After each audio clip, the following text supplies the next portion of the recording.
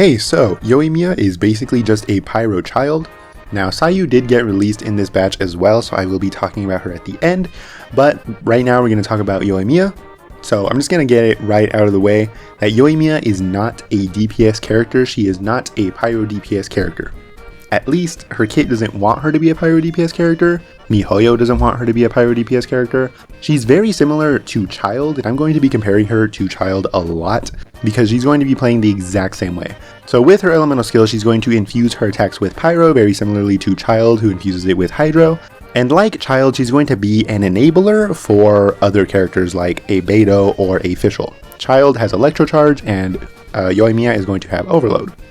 Now I know there's been talk that like her internal cooldowns are not good for pyro application. I cannot test that because in this test room they didn't give us any reactions. They gave us a Xiangling for some reason, and I don't know if that's because they wanted to buff up her damage to make her look better, or they wanted to hide the fact that her internal cooldowns are bad. I don't know. I'm just gonna go into the assumption that they're fine because I realistically cannot test that. So you would play her in an overload comp, which is not bad for her because she is a bow character, so you don't really have to like chase enemies. She is a lot easier to play than Childe because her elemental skill is just a flat cooldown instead of increasing the longer you are like Childe. That being said, I do think that Childe is better, and it definitely works better in Childe's kit than Yoimiya's, regardless of the internal cooldowns. So she's really meant to be a sub DPS, and that's really influenced by her ult, because her ult is not a damaging ult whatsoever. It's supposed to be a support ult, which is weird because Childe has like two different versions. He also has a support one, which is his ranged stance. He applies a mark on the enemy, which deals damage whenever that enemy dies, and when that enemy dies, it transfers the mark over to any other enemy in range that didn't already have the mark at a new cooldown. Yoimiya does kind of the same thing, except her ult damage is like really bad. Even when you melt with it, it's not a lot of damage. And she also marks an enemy, but the mark is only on one enemy. The damage triggers whenever any other character besides her deals damage to it. So basically like a Fischl, like a Beidou, that's going to trigger it. It can also trigger elemental reactions, which is pretty cool.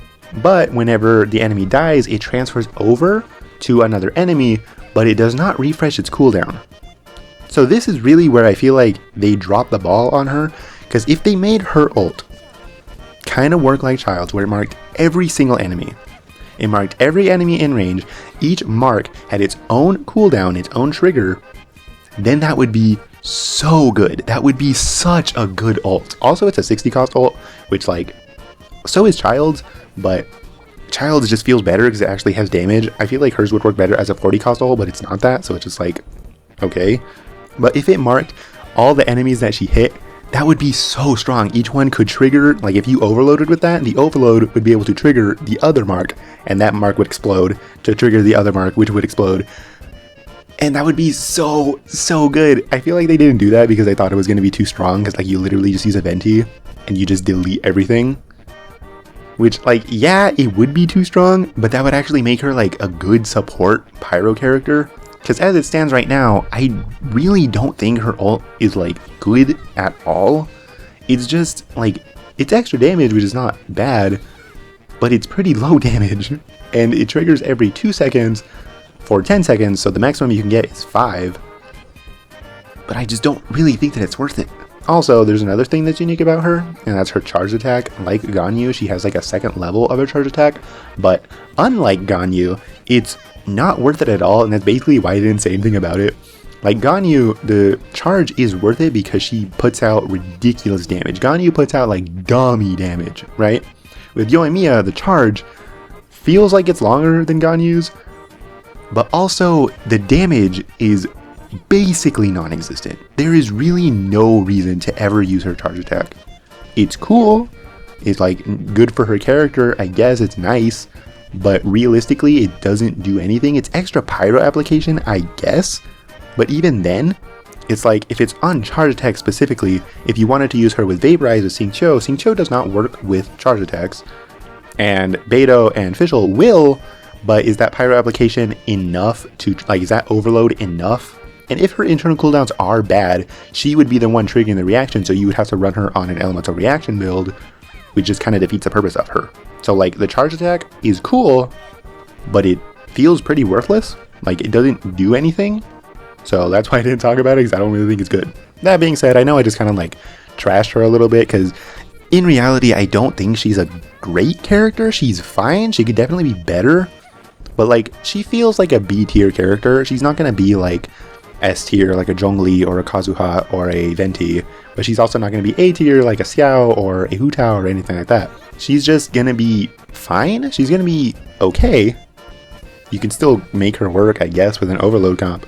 But it's just not worth it. If you needed a pyro DPS, she's not a pyro DPS.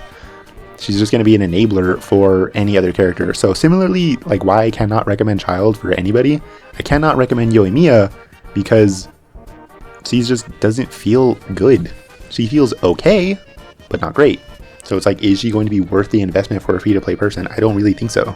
So I can't really recommend her. If you're waiting for like a pyro DPS, I honestly would just wait for Hu Tao's rerun. Like, even though she does like pretty good damage on like with her basic attacks with her elemental skill, keep in mind that this is a 5-star weapon Yoimiya with 888 talents, and she's pretty like decently optimized. She has over 200 crit damage. That's kind of ridiculous, and it's still like okay damage. I feel like Hu Tao still puts out more damage. I don't think she's worth it. But you know, if you wanted her, you were gonna summon for her anyway, so it really doesn't matter. But for people that feel like maybe like I should go for a character that is good, like a character that's gonna be worthwhile investment for the future, like a Kazuha, like a Zhongli, I cannot recommend Yoimiya really at all. So then we're gonna move on to Sayu, who is conversely actually a pretty good character with an asterisk, because Sayu is good right now. But on paper, Sayu is actually like kind of a bad character, and it's mainly just because of her ult. But as of right now, she's the only 4-star Anemo support character.